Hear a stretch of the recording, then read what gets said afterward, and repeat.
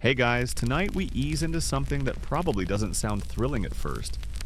You're about to trail your fingers across the parchment of Imperial China, where the real drama wasn't bloody sword fights or grand palace coups, but the color of a line of ink. Imagine rows of nervous scholar officials bent over desks, the faint scratching of brushes, and the subtle hiss of boiling tea nearby. The hum of bureaucratic life in the Ming or Qing court wasn't always about high strategy. Sometimes it was about making sure your report wasn't annotated in scarlet. And if it was, well, you probably wouldn't survive this in a career sense. So, before you get comfortable, take a moment to like the video and subscribe, but only if you genuinely enjoy what I do here. And tell me in the comments where you are watching from and what time it is right now. I always love seeing that mix of cities and hours across the globe. Now dim the lights, maybe turn on a fan for that soft background hum, and let's ease into tonight's journey together. The first thing to know is that red ink in ancient Chinese officialdom wasn't just a stylistic flourish, it was a loaded symbol. An emperor's vermilion brushstroke could cut through months of painstaking memorials. It was the color of command, but also the color of correction. And for unlucky clerks, the color of condemnation. Picture yourself in a dim archive hall, a scroll laid out before you, every word carefully traced in black. The emperor's eye lands on a single phrase, and with one impatient flick, a crimson note cuts across the margin like a wound on silk. For the scribe who drafted it, that line could spell demotion, exile, or simply the cold, bureaucratic silence of being ignored forever. Historians still argue whether the fear of red ink was universally intense or just dramatized later by storytellers, but the stories that survive are vivid. One record tells of a censor trembling as he presented his report, praying the brush wouldn't come down in red. Another tale insists that imperial reviewers would deliberately leave a document unmarked, a silent punishment worse than open critique, like being ghosted, but in the 18th century and with your salary at stake. The quirky part? Red wasn't always fatal. In some dynasties, an emperor used vermilion casually, signing off approved or noted in a cheery scrawl. But the problem was you never knew which mood the brush represented. It could be routine approval or a scarlet death sentence for your career. That uncertainty gave rise to countless jokes in the tea houses outside the palace. Imagine scholars whispering, "Better a tea stain than a red line," and laughing nervously into their porcelain cups. You shuffle in your seat, feeling the pressure of those bureaucrats whose lives were pinned to the shade of ink. Think about your own experiences. Ever gotten an email marked in bright red text from your boss? It's not the end of the world, but it sure doesn't feel like a hug. For the Chinese official, it was like the heavens themselves had scribbled disapproval.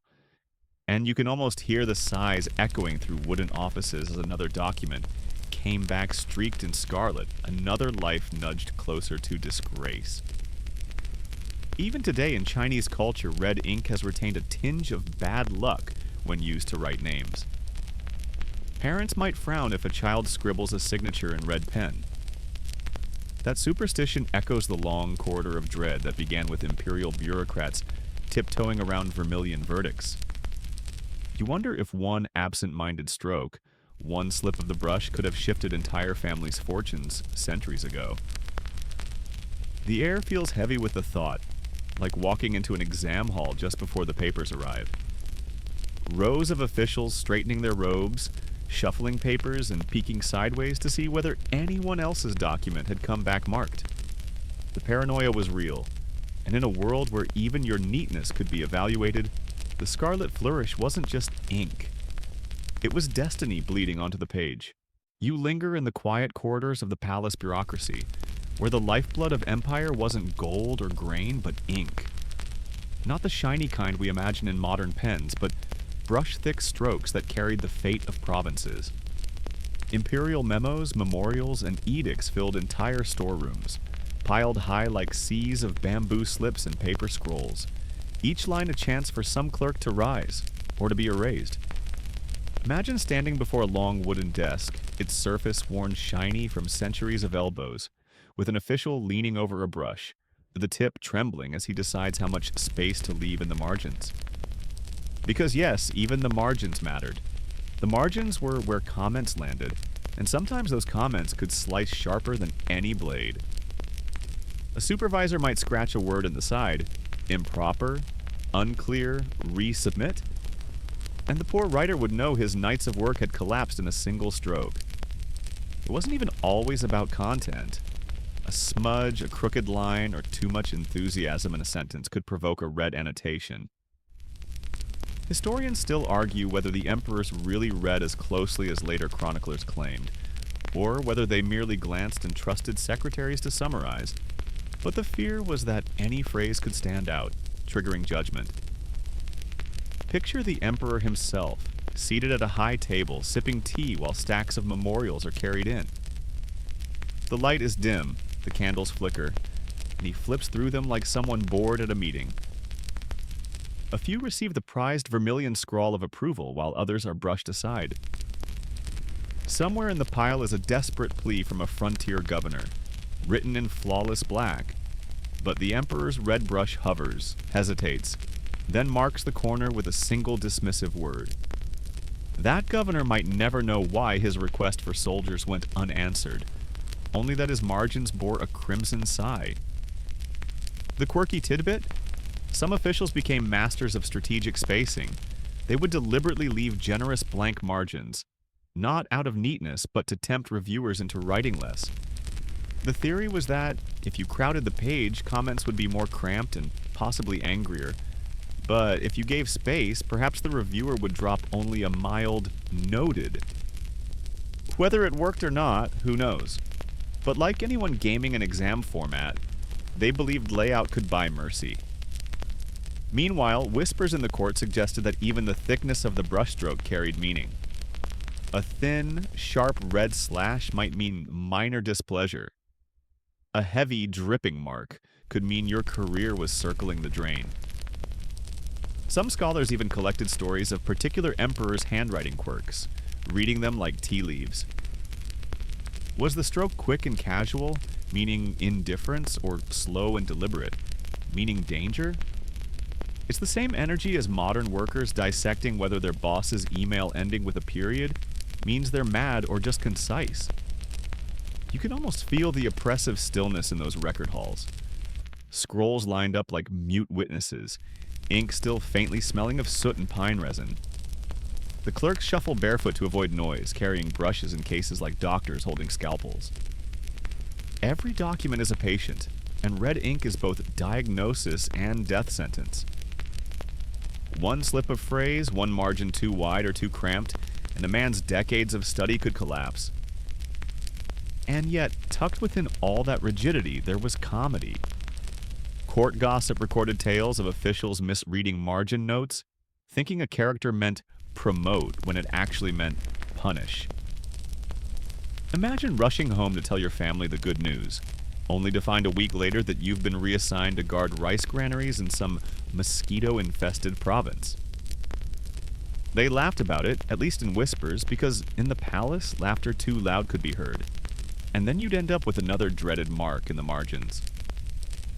As you sit with this picture in mind, you realize the bureaucracy was as much about silence as it was about words. The quiet of ink drying, the quiet of margins waiting to be filled, the quiet fear that tomorrow's pile of memos might bear your name.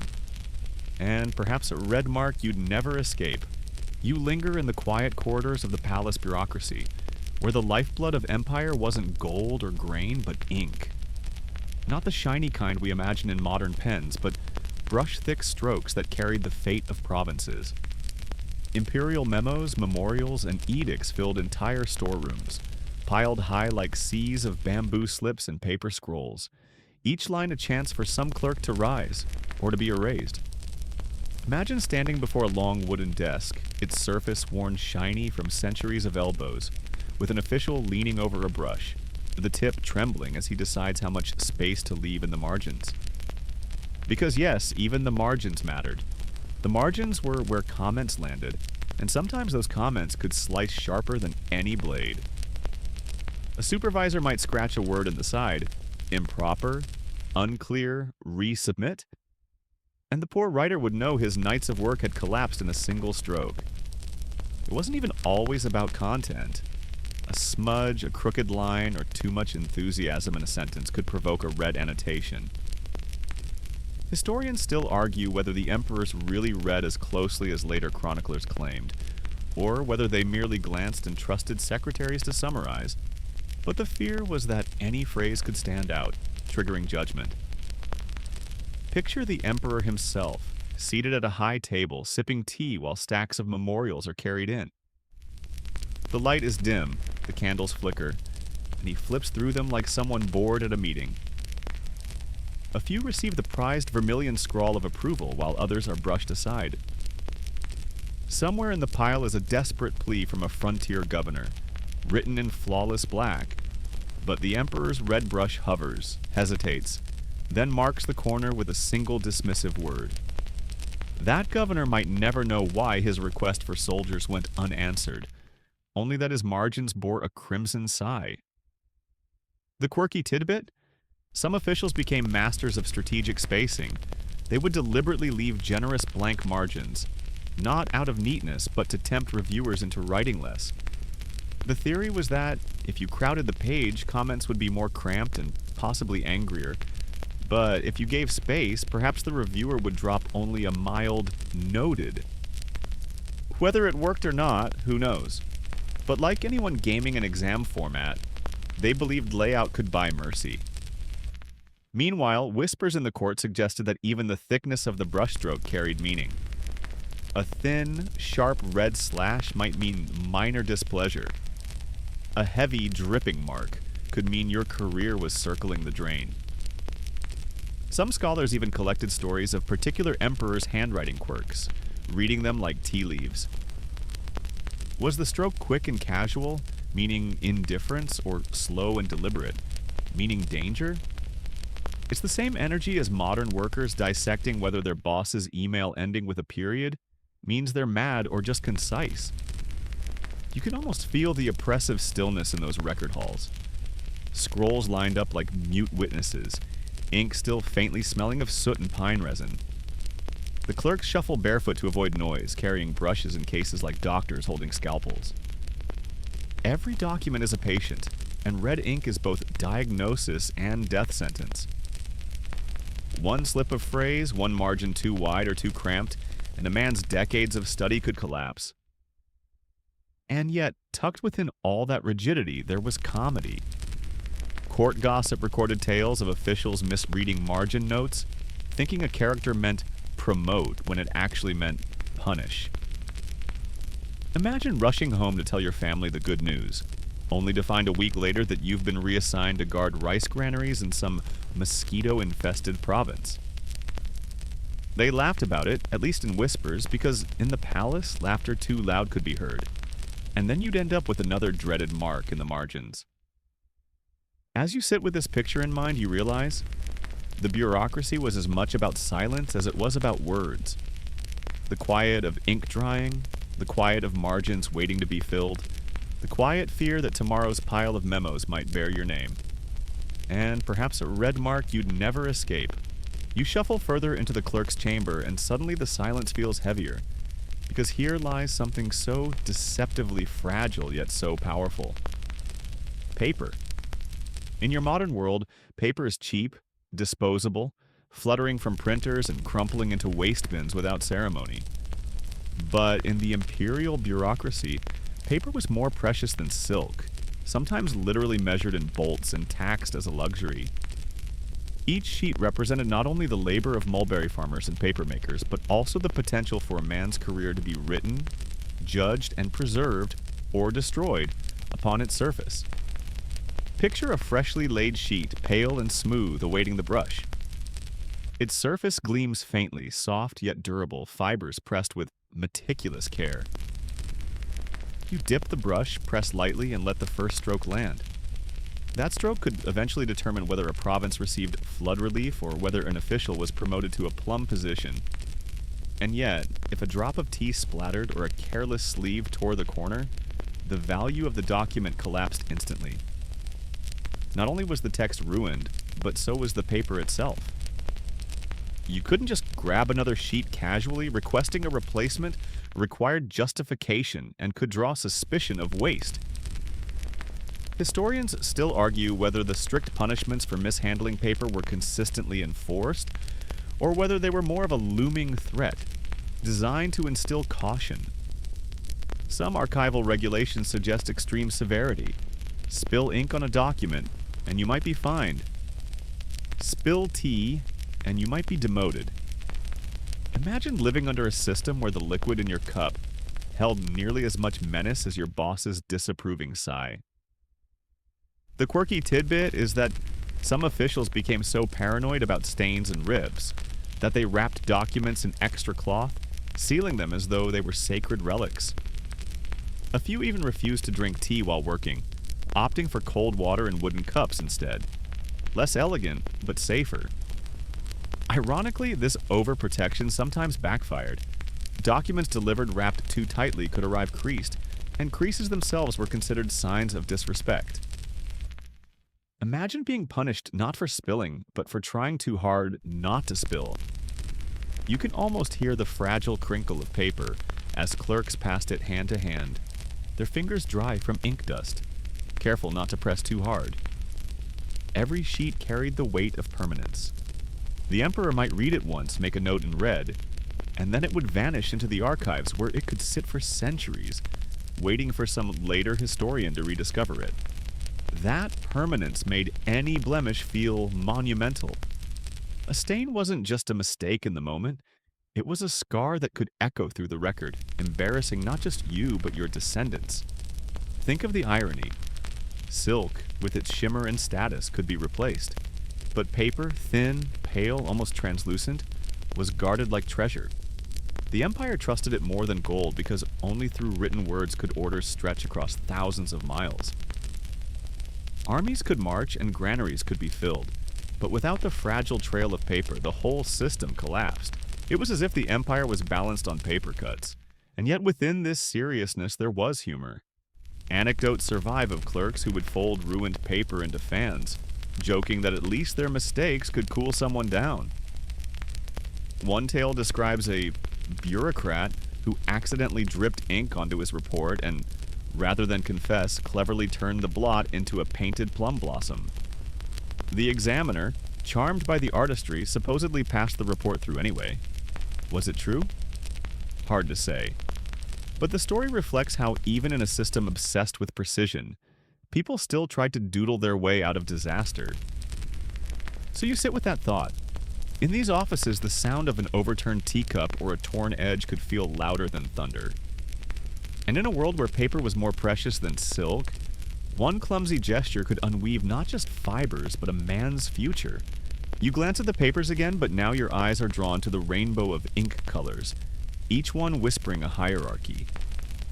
The imperial bureaucracy wasn't just about what was written, it was about how it was written and in what shade. Black was the bread and butter, the everyday workhorse, the ink that poured out in endless characters across memorials, reports, and lists.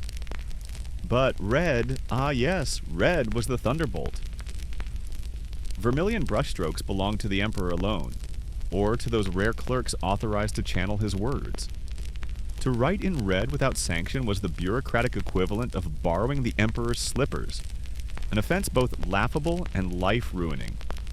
But it didn't stop with red and black.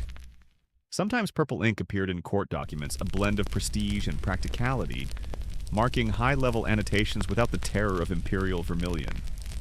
Yellow ink, too, cropped up in rare cases, though historians still argue whether it symbolized the emperor's divine authority or was simply a practical visibility choice on darker papers. And, of course, green ink occasionally slipped into the mix, usually for clerical corrections. To modern eyes, it might look like a cheerful set of highlighters, but to the men hunched over the scrolls, these hues mapped out a social order as rigid as the Great Wall itself. The quirky tidbit here is that some clerks developed what we might cheekily call color anxiety. They claimed to dream in ink shades, sweating at night over whether a reviewer's purple note meant a gentle nudge or an impending career nosedive. One satirical poem even described an official who refused to eat spinach because the green reminded him of correction marks. You can picture the poor man poking at his dinner in silence, haunted by vegetable-tinted trauma. And, of course, colors bled into ritual. Red wasn't just ink. It was symbolic of fire, life, and authority in Chinese cosmology. Black stood for water, endurance, the flow of the everyday. Officials lived in this kaleidoscope of symbolism, even if most of their days felt beige. Historians still argue whether the average bureaucrat really thought of cosmology when dreading a red comment, or whether that's just philosophers retroactively adding depth to an otherwise dreary paperwork culture. But the symbolism lingers. Even in modern China, the caution around red ink for names reflects the same ancient tension. Red was life and power, but also endings. You can imagine the office atmosphere when documents circulated. One man receives his scroll back untouched. Black only, no comments. He exhales. Another sees a purple scribble. Ambiguous. His face twitches, but he stays calm. And then there's the unlucky fellow with a red line slashed across his opening sentence. The room grows quiet. Colleagues glance sideways. He rolls up his document carefully as if the crimson mark might spread like a rash, and leaves early for the day. That's how much authority color carried in this system. A palette not of paints, but of destinies. The humor, of course, came in how officials sometimes overanalyze these marks. Much like modern workers dissect whether their boss's email ended with thanks versus thanks. The clerks debated shades. Was the red a little faded? Perhaps the emperor's brush had less ink, meaning his anger was lighter. Was the purple blotchy?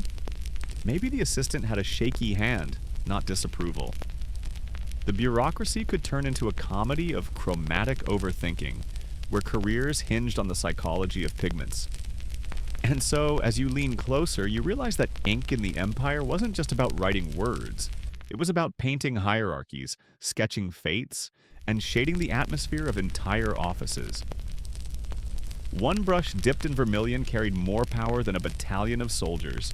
And that perhaps is the strangest truth of all, that the empire's lifeblood flowed not just in rivers or markets, but in the thin, trembling line of color across a sheet of paper.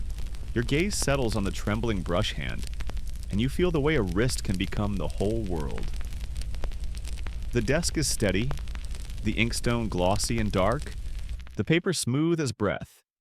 Yet your grip remembers what everyone in this office knows. A single wobble can tilt a life. You anchor your forearm, keep your sleeve from drifting. Remember those dangerous cups, and test the bristles against the rim of the inkstone. The brush carries a drop the size of a lentil, and that tiny moon of liquid feels heavier than a bronze bell. You lower it, inhale, and pull. A perfect kaishu stroke. Regular script, the official face of the state, must land confidently, swell, and lift. No skids, no furry edges, no spidery tail. One good line and your lungs ease. One bad line and your stomach does a backflip worthy of an imperial acrobat. Calligraphy isn't just pretty writing here, it's moral biography. Since the Tang and Song, the exam-grinding classes practice with copybooks, model scripts by masters like Ouyang Shun and Yan Zhenqing, because a clean, upright character whispers diligence, rectitude, control. In the bureaucracy, black ink and kaishu is the suit and tie of the page. The eight-legged essay of the Ming and Qing turns this into endurance sport. Introduction, amplification, argument, each leg marching in exact sequence, each character spaced as if it roomed within invisible field grids, Tianzig, that teachers have drilled into your muscles.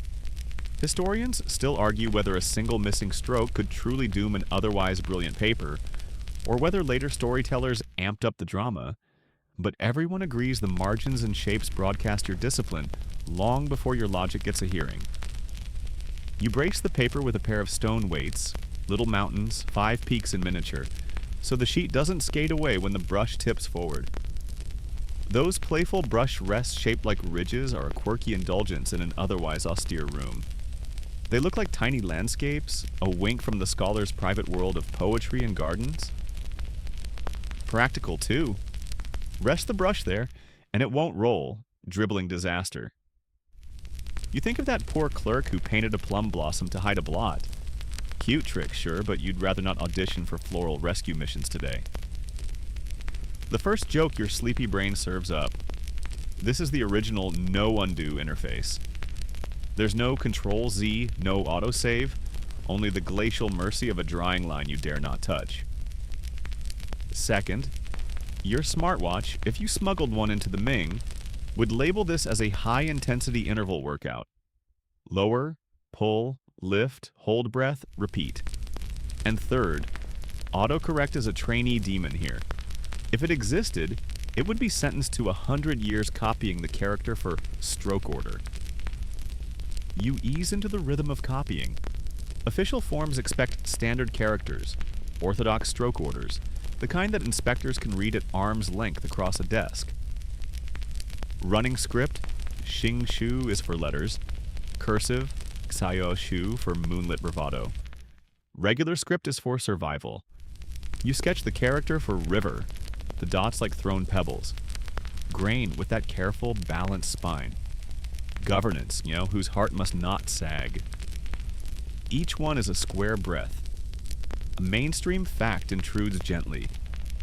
In many dynastic offices, richly standardized formats govern memorials and rescripts. What heading appears where, which honorifics, how many characters per line. The state loved rails for the train of thought. If you jumped the track, even with fine ideas, the red brush might interpret your creativity as insubordination. But your hand still trembles sometimes. You've ground the ink a shade too thin, and the stroke feathers. Or it's too thick, and the line pools at the turn like a tiny storm cloud. You remember our earlier rainbow of anxieties, red, purple, green, and remind yourself that today it's just black and steady. Somewhere in the archive, a supervisor clears his throat, and the sound travels like a warning drum through the paper-lined corridors. You settle deeper, slow down, let the breath guide the bristles. Quirky tidbit time. Some office mates swear by a pre-copy ritual, rolling a small walnut between palm and desk to loosen the wrist. Others practice dry runs on scrap with only clear water, tracing invisible characters that darken the sheet for a beat then vanish.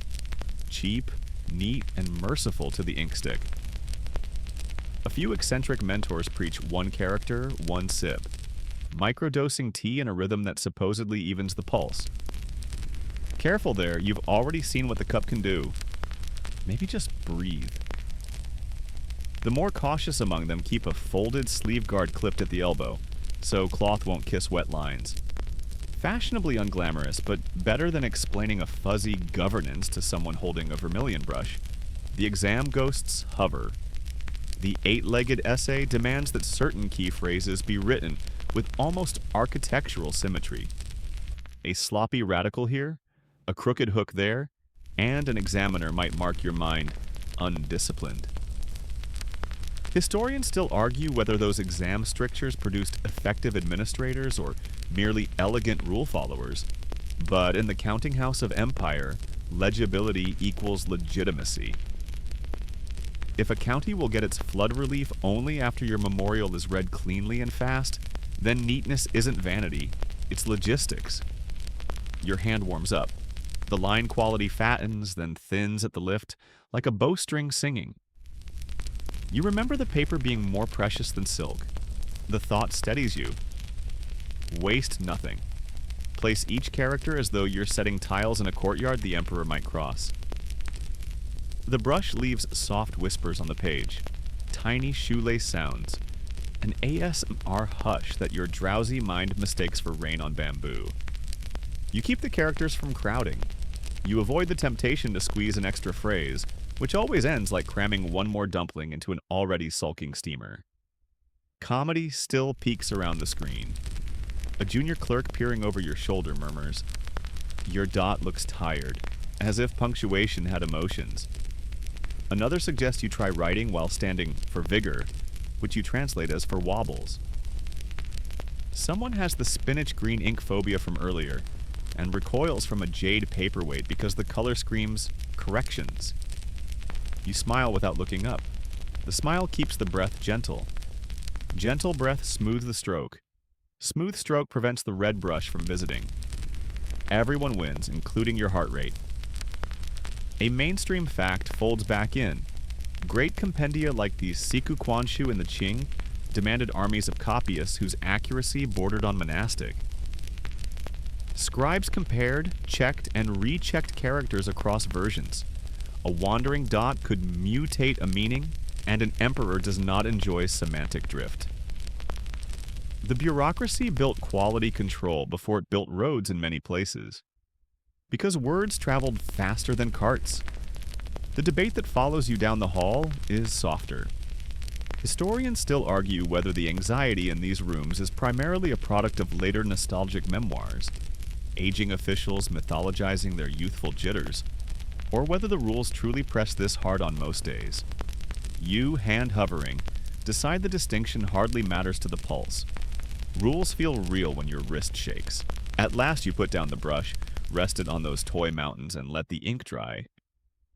No plum blossom rescues tonight, no T-ring halos, no sleeves with a mind of their own. You blow lightly, not on the letters, on your nerves, and the lines rest like calm reeds by a pond. Somewhere, a clerk laughs at a joke you're too tired to catch. Somewhere, the vermilion brush sleeps in its case, dreaming of bold judgments. And here, in the quiet between heartbeat and handwriting, you discover the smallest empire of all. The square inch where a character sits upright, dignified, and unafraid. You lean into the soft clatter of porcelain and discover that tea in these rooms is both lullaby and lie detector. A cup sits just to your right, far enough to appease the paper gods, close enough that the steam ghosts your knuckles. The ritual looks gentle. Rinse, pour, wait, sip. But under that quiet choreography, supervisors dissect prose with a surgeon focus. You raise the lid of a gaiwan and hear the faint tick, like a metronome for judgment. 1 sip means continue. 2 sips means explain. 3 long sips while the reviewer stares at the rafters means prepare your luggage. You don't write that down, you live it. T-Marks class, too. The scholar official set prides itself on connoisseurship, which is a velvet word for scrutiny in evening clothes. Since the Tang when Lu Yu compiled the classic of tea and turned leaves into literature, elite circles treat brewing as a moral mirror.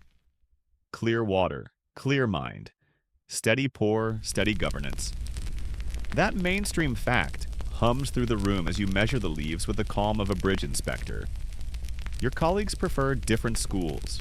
Song-style whisked foams for those who adore ceremony. Late Ming tiny yixing pots for those who worship extraction precision. Qing-era gaiwans for officials who like to see what they're judging. Historians still argue whether exam reviewers truly paused between strokes to savor aroma as a way to slow their tempers, or whether later memoirists edited their own blood pressure into the story. But the pairing of sip and stroke is everywhere in the lore. You rehearse small motions, warming the cups, waking the leaves, decanting quickly so bitterness doesn't sneak into the minutes like office gossip. A light joke passes in your head. Tea is the original productivity app. No subscription, just hot water and fear. Another follows. Latte art has ancestors. Song literati held tea fighting contests. Dusha. Comparing the brightness and uniformity of foams, the way modern office mates compare expense reports. And because your brain won't help itself, a third.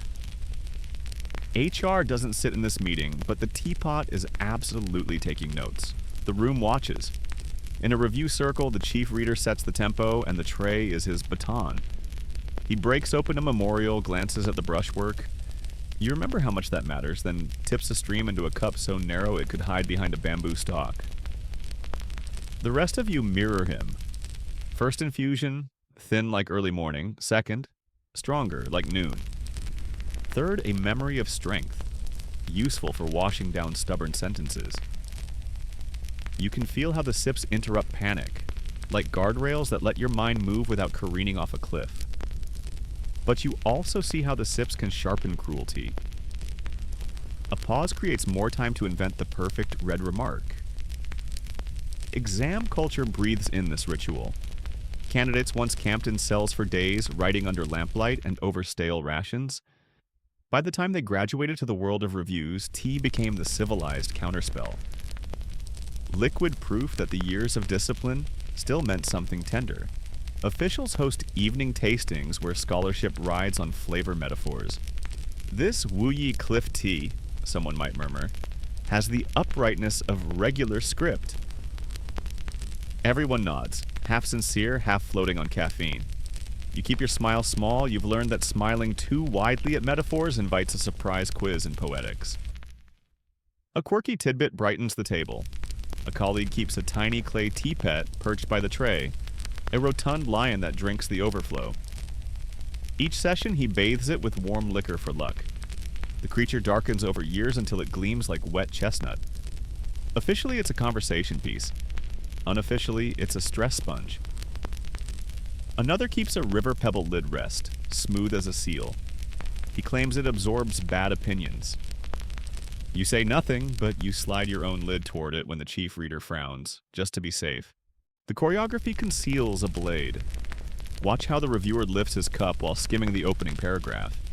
If he drinks before he reads, you're fine. He's thirsty. If he reads and then drinks, he's considering a verb. If he reads, drinks, exhales, and touches the brush case, well, you begin drafting apologies in your mind. The red line from earlier sections lurks like a dragon behind the tea steam, patient and warm-blooded. You build guard habits. Sleeve tied back with a narrow ribbon. Cup set behind the paperweights, never beside. The table tilted ever so slightly away from the writing board. You even practice silent pouring, raising kettle and wrist high so the stream is thin and the sound won't jar someone tracing a delicate hook. Practical wisdom blooms in small acts. Keep a strip of blotting paper under the tray. Never pass a cup over an open document. Don't argue technicalities while anyone is mid-sip. Disaster finds the chatty. Another mainstream thread, by the Song and Ming, literati tea gatherings often doubled as salons for poetry, painting, and calligraphy, a triad that bled directly into how officials evaluated taste and temperament. It's not that a good palate guaranteed good policy, but in these circles, the ability to notice subtleties of infusion time, of brush pressure, of tonal shade, was presumed to overlap with the ability to govern. Historians still argue whether this aesthetic meritocracy improved administration or merely laundered class privilege in the scent of orchids. You, quietly counting seconds over a gaiwan, suspect both can be true. After all, roses smell sweet even when they're barricades.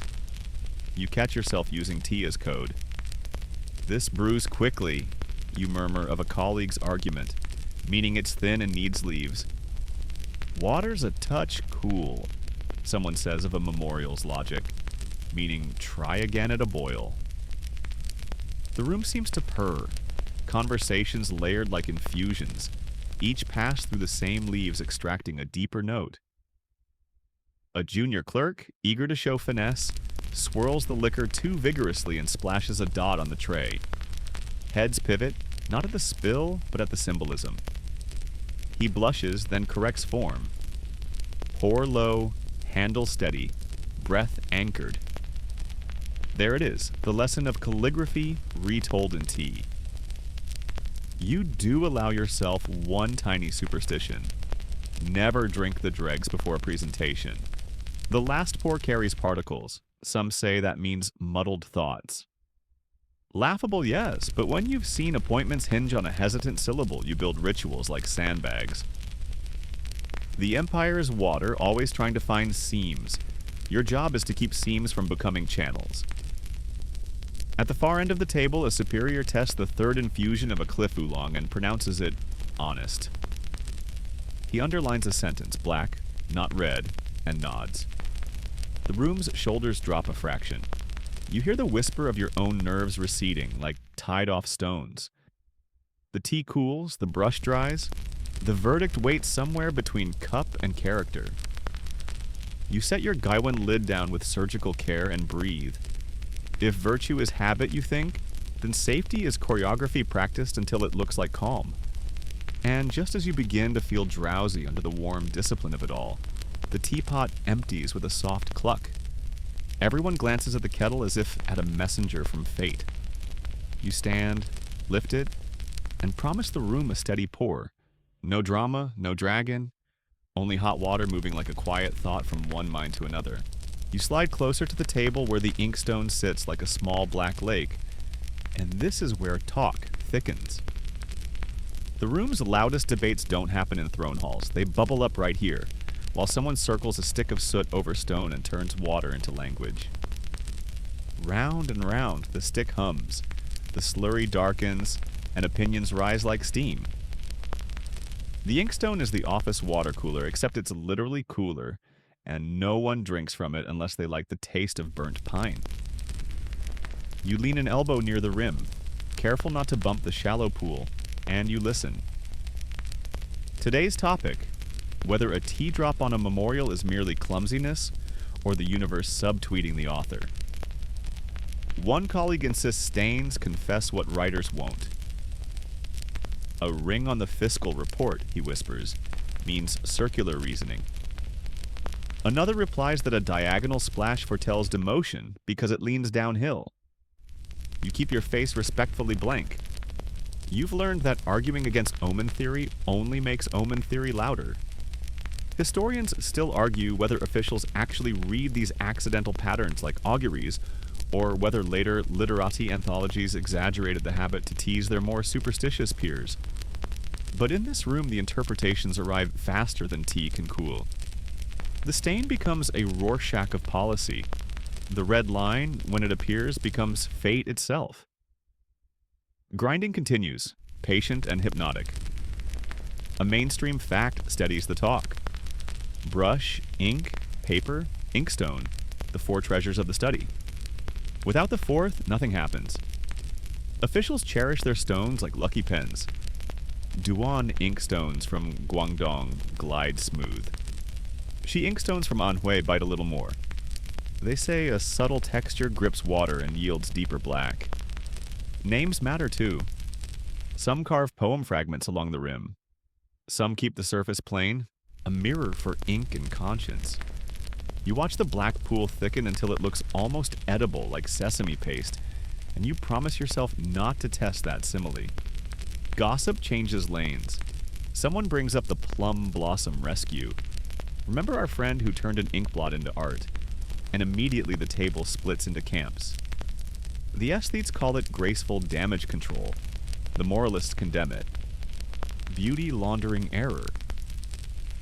You sip, not tea, just air, and consider how every accident here breeds a philosophy. Another clerk wonders aloud whether the weight of red carries different meanings depending on the emperor's breakfast. You choke on a smile. Joke 1. If policy could be graphed, the x-axis would be porridge to pastry, the y-axis severity of vermilion. Someone jots that down in the margins of his mind, where all the real memos live. The inkstone itself invites arguments. The veteran across from you has raised his stone for decades. No oil, just water and use. Until a soft sheen developed that he calls good temper. He claims the grind hum lowers his pulse. A junior says the sound changes with weather, and that rainy days make the ink too moody for clear prose. A third, clearly angling for promotion through eccentricity, swears that if you hold the stone to your ear, you can hear whether a paragraph wants one more clause. Joke 2 drifts through your head. Welcome to office astrology. Capricorn rising in brush pressure. You do not share it. Survivors keep some punchlines private. Between circles of the ink stick, the talk turns to handwriting again, because everything spirals back to strokes. Someone argues that an upright regular script proves upright heart. Someone else reminds him that virtuous villains exist, and that cursive saints write like storms. You interject, gently. Neatness speeds reading, and speed matters when flood relief waits. Heads nod. The inkstone approves with a wet, satisfied whisper. The debate softens, then sparks again. If two memorials are equally lucid, does the one with elegant brushwork deserve extra credit? Historians still argue whether such aesthetic preferences skewed appointments toward the cultivated over the competent, and the room performs a miniature version of that argument, fueled by black liquid optimism. Quirky tidbit overheard and filed under "Believe at your own risk." A certain prefect allegedly labeled Inkwater with the hour and brewed it only at dragon time, claiming characters born in that window showed more backbone. He also kept a tiny jade ladle shaped like a carp for adding drops to the stone, because good ideas swim. Everyone rolls eyes with affection. Superstition wears better when it rhymes. Another officer swears by walnut rolling to loosen the wrist, remember those. And a third has a clay teapot perched beside the inkstone, as if the lion could guard against grammatical sins. The menagerie of props grows until the desk looks like a shrine to anxiety, which, to be fair, it is. Then come the conspiracies, whispered over the rim. Did you notice, someone asked, that the censor's purple comments lately lean to the right? Sign of haste. Sign of favoritism. Sign he's practicing left-handed to confuse us. Your brain supplies joke 3. No one wins a debate with the person who controls both the ink and the conspiracy. You settle for a safer line. Maybe his desk is crooked. Laughter, blessed and brief. Gift culture tiptoes in. Another mainstream fact, fine inkstones, brushes, and papers traveled as polite tributes, tokens of respect that hovered forever near the edge of impropriety. An inkstone from a grateful governor might be appreciated into a decision, or it might be cataloged and ignored. The talk around the stone knows this dance by heart. Nice stone, someone murmurs to the chief reader. State property, he replies too quickly. The room pretends not to notice the flush. In an empire where virtue is performance art and everyone knows the choreography, the inkstone becomes both instrument and mirror. You notice how every debate here is really about control. Tea spills, margins, color shades. These are small beasts you can tame while the larger beasts of politics prowl where you cannot reach. The men argue hardness of stone, as if specifying the grit can sand the unknowns out of tomorrow. They parse the emperor's moods as though the vermilion brush obeyed tides they might map. It would be comic if it weren't so human. Still, you allow yourself to enjoy the soundscape, the soft scritch of inkstick on stone, like a cricket caught in velvet, the faint tap of porcelain lids, the sigh of paper turned under careful fingers. The debate swells, recedes, returns, just like water in the inkwell. Someone claims green corrections mean mercy. Someone counters that mercy is black silence. A third says true mercy is an empty tray and a dismissed meeting. Historians still argue whether silence in the archives indicates approval, indifference, or bureaucratic backlog, and here even the silence gets discussed as if it had footnotes. At last the slurry reaches the perfect depth. Molasses dark, with just enough glide to make a stroke sing, and the table goes quiet.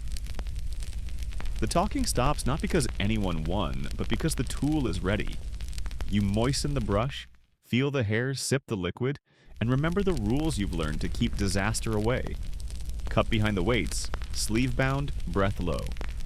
The inkstone has hosted its parliament, and the minutes, fugitive, comedic, anxious, vanish into the surface as the first black line forms on the page. You pull the stroke. The world contracts to the square where the character lives. The debates drift like steam to the rafters. Tomorrow they will return, I promise you. There will be a new stain, a new omen, a new theory about purple's lean.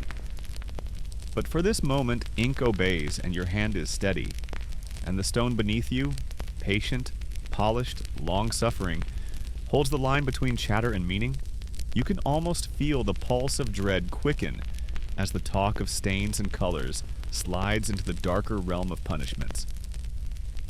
The empire is not gentle in its bureaucracy. A misplaced word might bruise, but a mark in vermilion can decapitate a career, and sometimes more than a career. You tread softly, as if your own slippers might creak too loud, because this is the realm of cautionary tales. Court punishments imagined, embroidered, whispered, repeated until they feel real enough to haunt your sleep.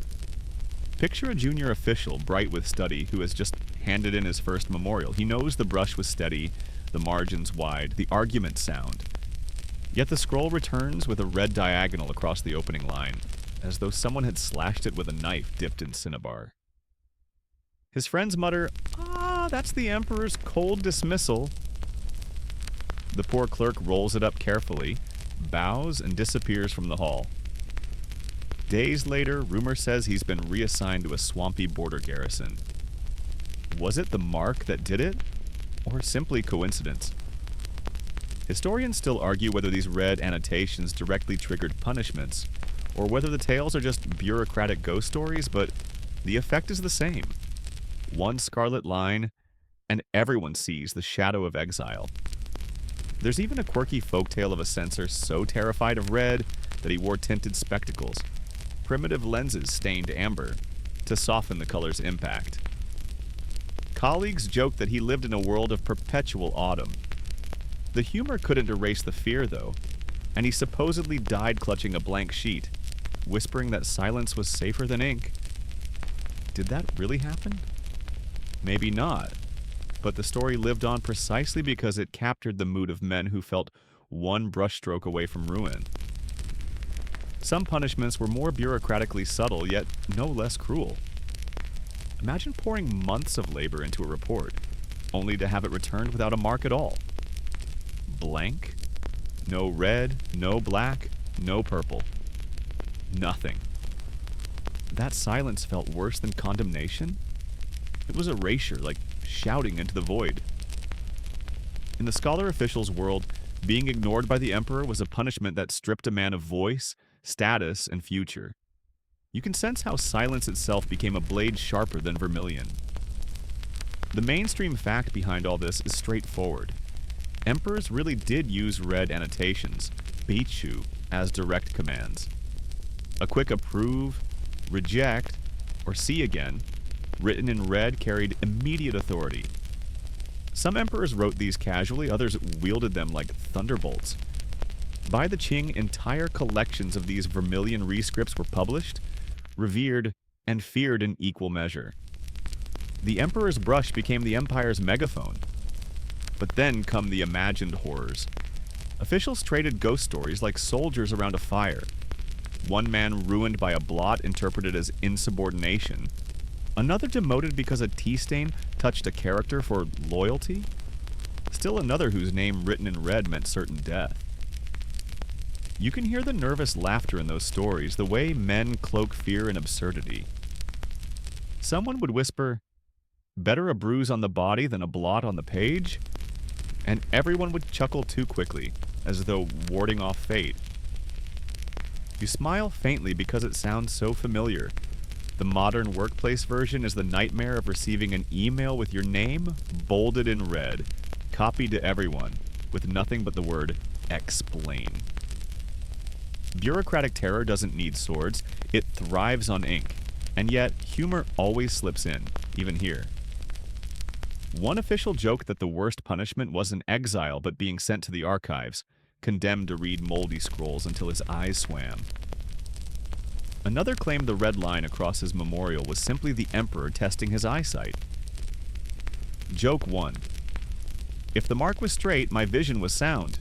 If not, I needed better glasses. Joke 2. At least exile meant fresh air, unlike this ink dust dungeon. Joke 3. I pray for demotion to rice granary duty. Rats are easier than reviewers. Still, the undercurrent of dread runs strong. The ink is dry, the punishment's imagined, but in the minds of officials, the margin between honor and humiliation is thinner than paper itself. You can almost feel their hearts beating through the centuries, synchronized with yours as they wait for the verdict of a brush. You let the shadows stretch longer, and in that half-drowsy stillness you catch the strangest little rituals of survival. Tea leaves, treated like omens. Imagine the end of a long day, Stacks of memorials completed. Red marks lurking in the corners of vision. A clerk sets aside his brush, tips the last sip from his cup, and peers down. The leaves at the bottom form clumps, stems, curls. Some swear they see mountains, good fortune. Others see scattered bones, bad luck. And just like that, the ordinary detritus of a drink becomes a fortune cookie, centuries before fortune cookies were even a thing. The mainstream fact is simple enough. By the Tang Dynasty, tea wasn't just a drink, it was an aesthetic world. Poets like Lu Tong waxed rhapsodic about 7 cups of tea, each cup unlocking a different mental state. Scholars believed tea clarified thought, sharpened brushwork, even steadied trembling hands during long nights of copying. But because humans can't help themselves, they also started seeing signs where none were meant. Historians still argue whether tea leaf divination was widespread among officials or more of a playful parlor trick borrowed from Taoist mystics, but the anecdotes refuse to die. The quirky tidbit: some officials swore by extremely specific readings. A cluster of 3 leaves pressed against the side of the cup meant promotion within a year. A single leaf floating on the surface, stubborn and solitary, meant watch your colleagues, they plot. If the leaves settled into a perfect circle, it meant safe travels, though a snarky observer once quipped it really just meant you'd stirred too hard. Imagine men of letters trained for decades in Confucian classics, leaning over porcelain bowls like schoolchildren, whispering predictions while pretending to cough. And of course, the office gossip machine ran with it. Did you hear? Magistrate Lau found a dragon in his cup. Promotion for sure. Or, the finance clerk saw scattered stars, and lo, 2 weeks later he was reassigned. You picture it now, solemn scholars in long robes, squinting at soggy leaves, then hurrying back to their desks before anyone important noticed. Half the fun was probably in the secrecy. It's one thing to quote Mencius in a memorial, it's another to whisper that your career depends on whether a twig curled left or right. You laugh softly because it's not so far from our modern quirks. Colleagues reading horoscopes before board meetings, someone refusing to sign a contract on a bad day in the lunar calendar. Joke 1. Your quarterly budget depends on whether Mercury is retrograde. Joke 2. Promotion? Only if the coffee grounds smile at you. Joke 3. At least tea leaves don't charge a consultation fee. The parallels are too perfect, and you feel the weight of continuity. Humans will always find omens in their drinks when the stakes feel unbearable. The truth is, those tea leaf games probably weren't about belief so much as control. When you can't influence the emperor's brush, you cling to whatever patterns you can find. A leaf clinging to porcelain feels like destiny giving you a wink. It calms the nerves, gives the illusion of knowing tomorrow's weather in a world where storms arrive without warning. Some even claim to harness the omens. A superstitious prefect would swirl his cup deliberately, hoping the leaves would settle in a promising form. Another bribed a servant to arrange the clumps before serving, turning every drink into a personal pep talk. Did anyone actually rise because of leafy luck? Hard to prove, but the stories still ripple through the records like tea-stained jokes, scribbled in the margins of history so you sit back and watch them. These weary men staring into cups as though the empire's fate lay in floating twigs. The candles flicker, shadows lengthen, and for one drowsy moment you feel the same temptation. You tilt your imaginary cup, peer at the bottom, and wonder, what pattern waits for you there? A ladder? A swirl? Or maybe just the reminder that whether in ancient palaces or your own quiet room, sometimes it helps to pretend the universe is whispering through the leaves. Your eyes drift back to the page, to the brush in hand, and you realize the simplest truth. Calligraphy wasn't decoration, it was survival. In the bureaucracy, the ability to form clean, balanced characters could mean the difference between rising to prefect or languishing in obscurity. Imagine being judged not only for what you said, but how gracefully you wrote it. Each memorial, each petition, each list of taxes became a performance of steadiness. And if your brush betrayed hesitation, your superiors assumed your mind did too.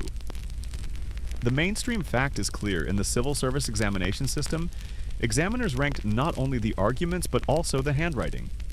Awkward, wobbly strokes were often read as signs of poor discipline or lack of cultivation. Yan Zhenqing's famous upright style was praised as moral integrity made visible, while Kaixiang's fluid curves reflected refinement. The saying went, "The hand reveals the heart," and in a culture that measured virtue by order and balance, every hook and dot stood as testimony to your inner worth. Yet, quirks abounded. There's a tale of a candidate whose handwriting was so small and cramped that examiners had to squint painfully. One finally snapped, "A man who makes me suffer in reading will make the empire suffer in rule." The poor fellow was failed instantly. Another candidate, overconfident in his artistic flair, filled his essay with exaggerated flourishes. Instead of praise, he earned mockery. Better a cow that walks straight than a crane that dances sideways. You can almost hear the dry chuckle of examiners as they dipped their brushes back into tea for relief. Historians still argue whether calligraphic judgment was truly fair. Was elegant handwriting really evidence of moral character, or simply a convenient filter to keep the system elitist? Some say the obsession with form produced generations of officials skilled at writing but timid at governing. Others counter that training in calligraphy forged patience, discipline, and focus, the very qualities needed for rule. The truth, as always, lingers somewhere between the brush hairs. You picture the scene of a candidate hunched in a cramped examination cell, oil lamp sputtering, brush trembling. The air is thick with ink fumes and sweat. Outside, thousands of others scratch away at their papers. Inside, you steady your wrist, remind yourself of stroke order, and whisper Confucian passages to keep rhythm. For days, this is your world. Four walls, thin paper, and the knowledge that one blot may erase a decade of preparation. It's almost comic, isn't it? All this power tied to whether your brush lifts too early. Joke 1. The world's most stressful handwriting test. Except instead of a grade, you get a salary or exile. Joke 2. Calligraphy is the original job interview handwriting test, but instead of HR, it's the emperor. Joke 3. Autocorrect wouldn't last 5 minutes in the system. Every crooked character would be interpreted as rebellion. Calligraphy skill didn't end at the exams. Once in office, memorials had to be legible for quick reading. A smooth, even hand could mean your report was read with patience. A sloppy scrawl might invite irritation and the dreaded red slash. Some officials even hired assistants known for fine handwriting to copy over their drafts neatly, disguising flaws.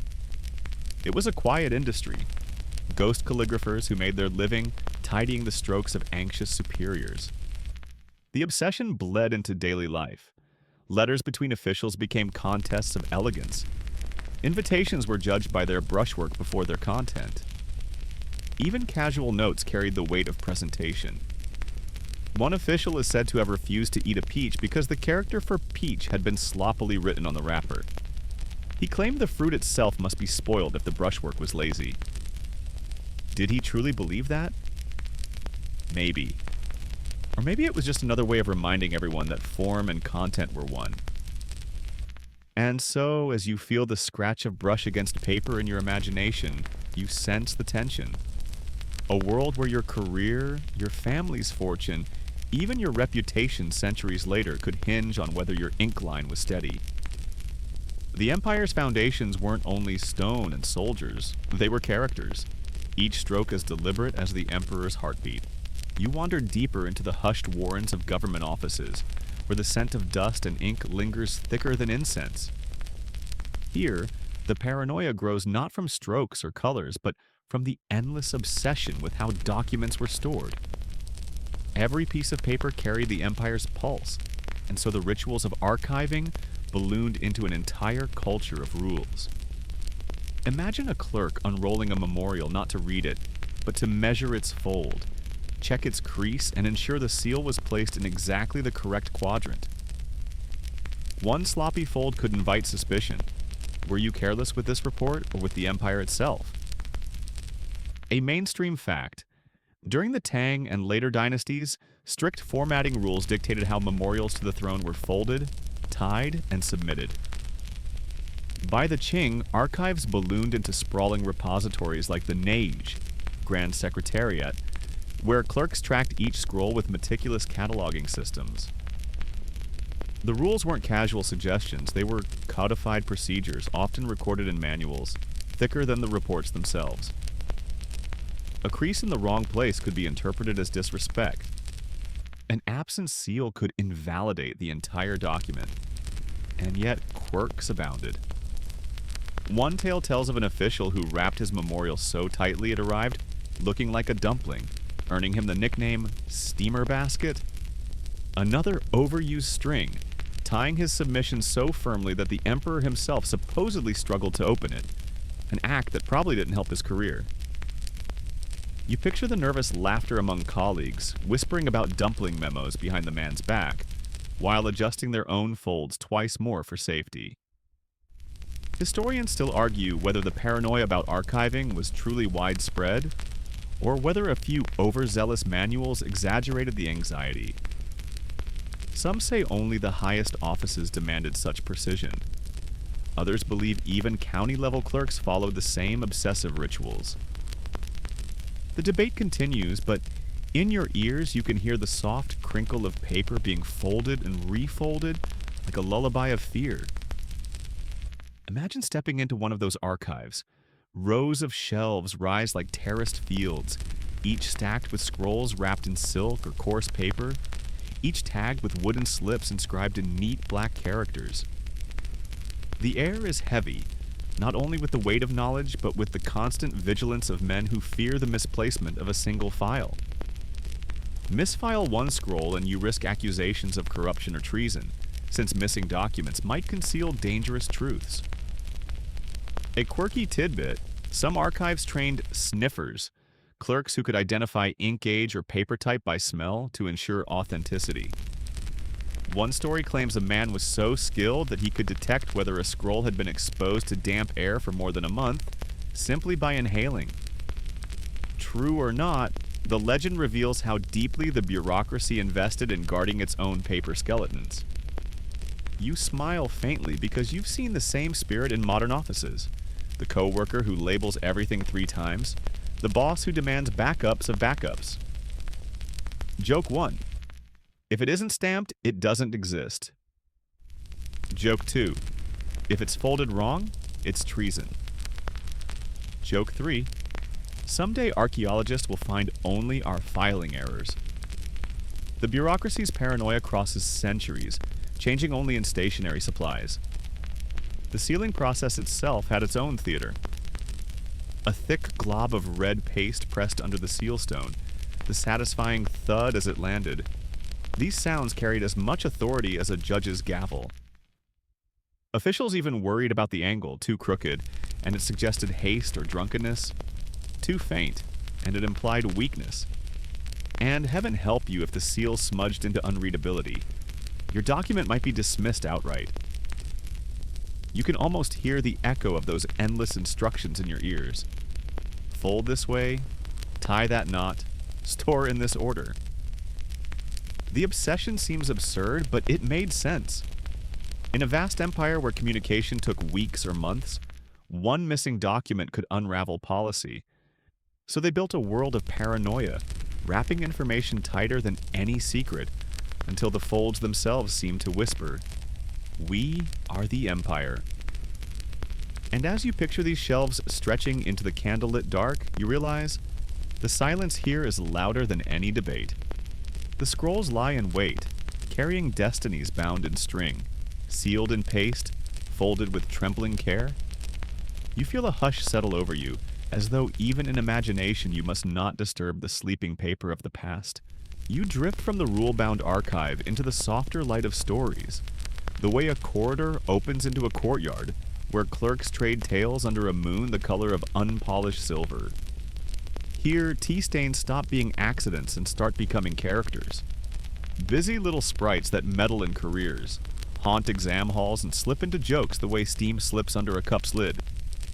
You settle on a bench, paper fan in your lap, and let the folklore roll over you like warm water. Cautionary, comic, occasionally spooky, always half true and therefore irresistible. A mainstream fact to hold in your palm. Generations of students and officials really did venerate Wencheng Dijun, the patron deity of literature and examinations, burning incense before tests and posting charms in their studies. Shrines to Wencheng dotted cities and market towns. Scholars left offerings and copied classic passages as devotional acts. Plug that into the office rumor mill, and you get the perfect engine for parables. If a memorial returned with a T-ring around the title, someone would mutter that Wencheng had stamped it for revision, as though the god himself had a coaster fetish. By the time the tale crossed 2 courtyards and a noodle stall, the stain had become a verdict from heaven. One popular strand of gossip sketches the ghost of the dripping sleeve, a shy bureaucratic spirit who visits late working clerks and tilts their cups, just enough to raise a ring on the page. If the ring touches the character for loyalty, beware sycophants. If it kisses grain, prepare for famine policy debates. The ghost prefers humid nights, they say, and will leave you alone if you loop a ribbon tight around your sleeve. Remember that trick from the tea table? Historians still argue whether such office phantoms grew out of older Ziguai, records of anomalies, traditions, or whether their later lampoonery pasted onto empire nostalgia, but the night stories fit too neatly into the anxieties of a room where ink rules everything. Quirky tidbit time. Some districts kept tiny purification poems copied on amulets, and if you blotted a page, you'd dab the stain with rice water while murmuring the lines as though verse could coax liquid backward through time. A playwright even smuggled the practice into a comedic scene, and panicked scribe chanting at a spreading tea flower while his supervisor enters stage left. The audience, many of them students, howled. It's always funny when someone else's disaster is beautifully staged. Then there are the red ink ghost jokes, whistled under the breath, because vermilion is still a dangerous color to tease. The punchline goes like this. A clerk dreams that the registrar of the underworld keeps his ledgers in red, and every time you write a living person's name in vermilion, a ghost clerk mistakes it for a death entry and starts sharpening his inkstone. You wake up sweating and switch pens. The humor, of course, masks a superstition that outlived dynasties. Avoid red for names, especially your own. Add tea to the superstition, and it multiplies. Don't let a tea drop land on a signature. Don't let a ring encircle the name. Don't sip while reciting your courtesy title. Folklore is practical anxiety dressed for company. You hear a kitchen-style tale about the plum blossom rescue. Our favorite blot into flower hack, spreading into country storytelling. In this version, a harried magistrate saves a memorial by dotting 5 petal points around a spill and adding 2 tiny birds. The emperor, fond of paintings, allegedly praises the springtime spirit and grants the request. Instantly, every clerk with a tremor becomes a botanist. Satirists retaliate with a counter-parable. A second magistrate draws plum blossoms over a tea spill so often that the archives begin to look like an orchard, and he's reassigned to a remote county to count actual blossoms. Moral: art is not a mop. Another thread tiptoes into ghost story territory, the examination well. Students, sleepless and shaky, peer into their teacups and see reflections of characters they're about to forget. An unlucky one meets the gaze of a long-dead candidate, eyes dark as walnut oil, who warns him not to cram the 8-legged essay with stolen phrases. If the student obeys, the tea remains clear. If he plagiarizes, the next sip goes bitter. Is it a metaphor for conscience? Certainly. Is it also an excuse for badly brewed leaves? Absolutely. Joke one writes itself. Failed not by logic, but by tannins. Office comedy keeps the fear from curdling. A favorite gag imagines a trio of stains, tea, ink, and oil, arguing at midnight over who ruins careers best. Tea boasts that it spreads fastest. Ink claims permanence. Oil, droll, and slippery says it travels the furthest through paper, and therefore sabotages both sides of a page at once. 2. Bureau damage. The moral is petty but pointed. Disasters travel in teams. Joke 2. Someone proposes a merit system for stains. Gold star if you land on a blank corner. Demotion if you find the emperor's note. Joke 3. A clerk invents a spill tax. Payable in pastries. Revenue doubles by noon. Between giggles, caution persists. Aunties whisper house lore to young scholars. Never stack warm cups on drafts. Never praise someone's tidy calligraphy near a full kettle. Jealous spirits adore irony. Always place your brush rest like a barrier between cup and page. The brush rest, those little mountain ridges we loved earlier, becomes a tiny great wall against invasion by liquid. You start setting yours with ceremonial gravity. It may be superstition, but it feels like an alliance with physics. The longer you listen, the more you notice how these tales discipline behavior without wagging fingers. A ghost that tips cups teaches sleeve control. A plum blossom parable discourages cover-ups by making them comic. A red ink nightmare keeps you from using vermilion casually. Folklore becomes quality assurance with punchlines. In a bureaucracy too sprawling for every rule to be enforced, stories patrol the gaps. There's also the festival shimmer, the way Hungry Ghost Month, Zhong Yuan, flicks a switch in nervous offices. Tea offerings appear on side tables. A clerk leaves a cup by the window for thirsty wanderers. The gesture softens the air and conveniently keeps spare cups off document desks. No manager wrote that policy. Folklore did. Historians still argue whether such observances in government spaces were widespread or private quirks, but you can hear the soft clink of an extra saucer placed on a sill, half ritual, half risk management. One last miniature fable. A village schoolmaster begins every class by pouring a splash of tea onto the floorboards, calling it tuition for the floor ghosts. Parents laugh, students clap, and the message sneaks in. Spills happen, but we name them, honor them, and then we keep the cups away from the page. Years later, those students become clerks who automatically set their kettles on the far table. Folklore has rewired muscle memory. The Empire thanks the ghosts for their service. You sit back beneath the moon that has now climbed higher, pale and wide like a glazed porcelain lid. The courtyard is cooled. The stories have done their work. You don't actually believe that stains think, or that vermilion is a hungry spirit, or that Wanchang taps coasters on titles, but you respect how the tales hold the room steady. They're bumpers in the bowling alley of paperwork, keeping lives from tumbling into gutters by giving fear a costume, a punchline, a bedtime shape. Tomorrow, the office will return to formats and seals and the nervous rainbow of inks. Tonight the tea is sweet, the jokes are warm, and the ghosts, satisfied with a sip, leave the pages in peace. The candles burn lower, shadows ripple across the archives, and you realize the stories you've been tracing are not just about ink and tea. They're about the way history itself is argued. For centuries, scholars, officials, and modern academics have quarreled about whether all this fear of red marks and tea stains was genuinely systemic or just exaggerated lore passed down with nervous chuckles. You lean against a stack of memorial boxes and let the scholarly voices buzz like crickets in your head, each with its own confident theory, none with the final word. The mainstream fact is that emperors from at least the Tang onward did write in vermilion to indicate judgments. The practice was formalized, known as Pichu, vermilion rescripts, and by the Qing dynasty, whole collections of these red brush comments were cataloged as authoritative imperial statements. In other words, red did carry weight, undeniably, but did every clerk truly shiver at the sight of it? Historians still argue.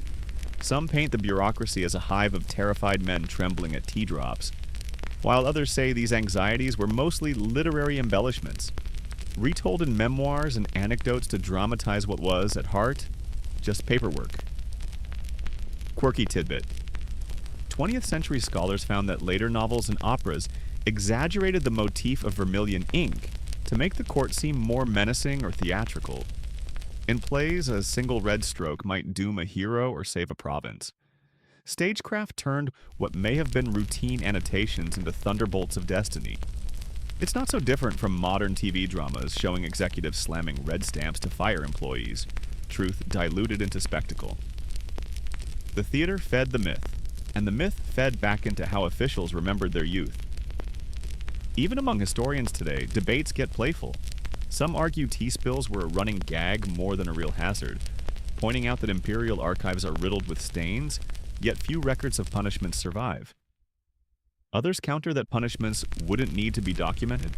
Fear itself did the work. One bold academic even suggested that the tea stain legends were metaphors for broader anxieties.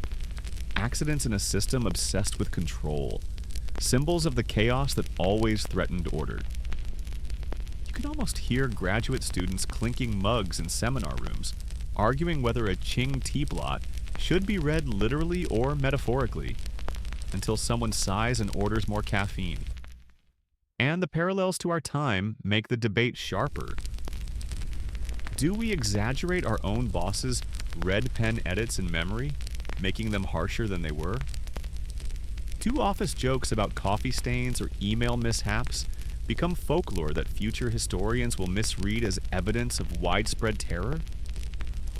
Joke 1.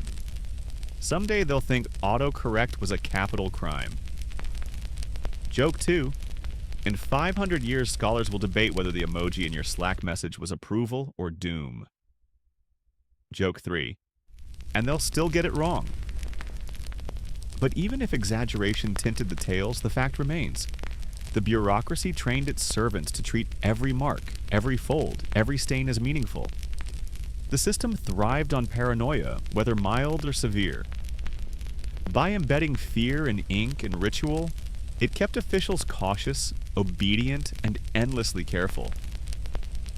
Perhaps not everyone quaked, but enough did that the culture remembered it, exaggerated it, and retold it until vermilion and tea became shorthand for bureaucratic anxiety itself. So you let the debates swirl in your head like leaves in hot water. Was the fear exaggerated? Was it real?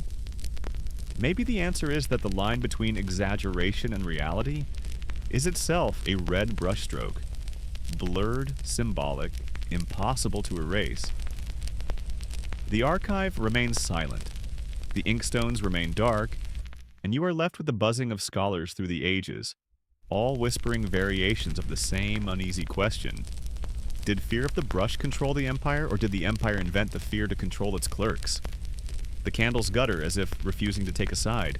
You walk slowly now, past shelves and desks that seem to sigh under their own dust until you reach the loneliest place in the palace, the night office. Here, when the day's chatter has ebbed, you feel the true scale of the empire pressing down in silence. The windows are dark, the only light comes from a dying oil lamp, and the inkstone glimmers faintly like a pool of midnight. A single clerk lingers, brush hovering, the faint aroma of cold tea clinging to the air. You imagine yourself in his sandals, eyes gritty, back stiff, yet duty holding you upright because even at this hour words must flow. The mainstream fact hums quietly. In both Ming and Qing times, clerks often worked into the night, drafting or copying documents by lamplight. The bureaucracy did not sleep, not when provinces flooded or taxes failed to arrive. Records mention night shifts in the palace secretariat, where weary men rotated duties to keep pace with the avalanche of memorials. The empire's heartbeat was measured not only in drums at dawn, but in the scratching of brushes past midnight. But in the stillness, fear sharpens.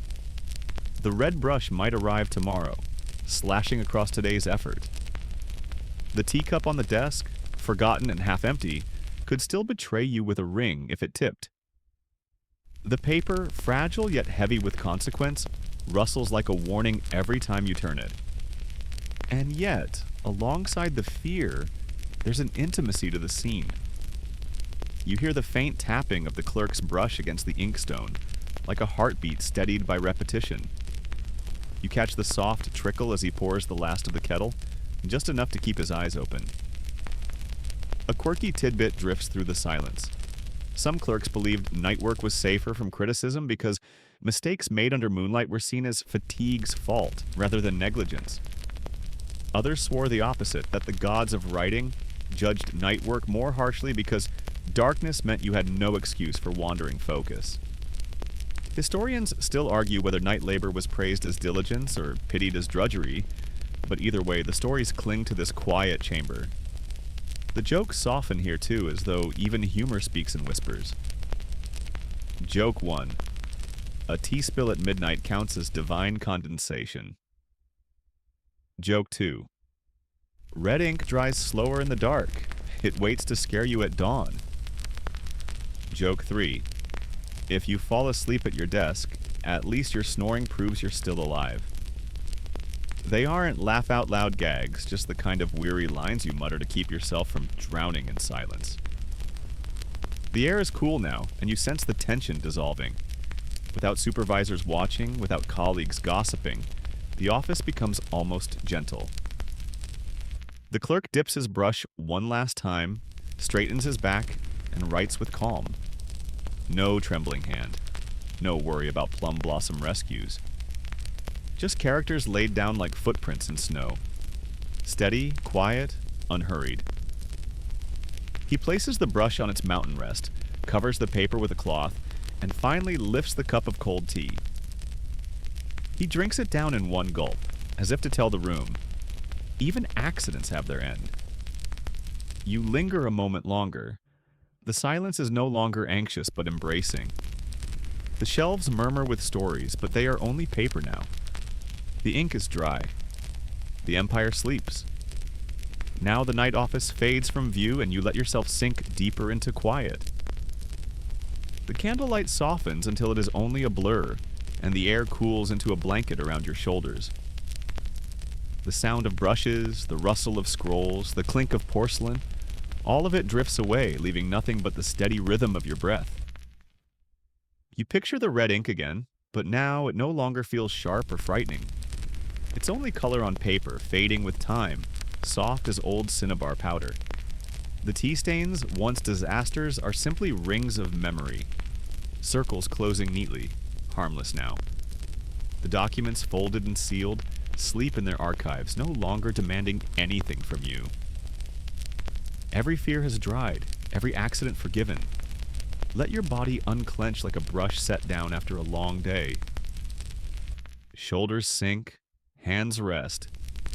Your thoughts, once scrawling across margins, slow into long, gentle lines that stretch and dissolve.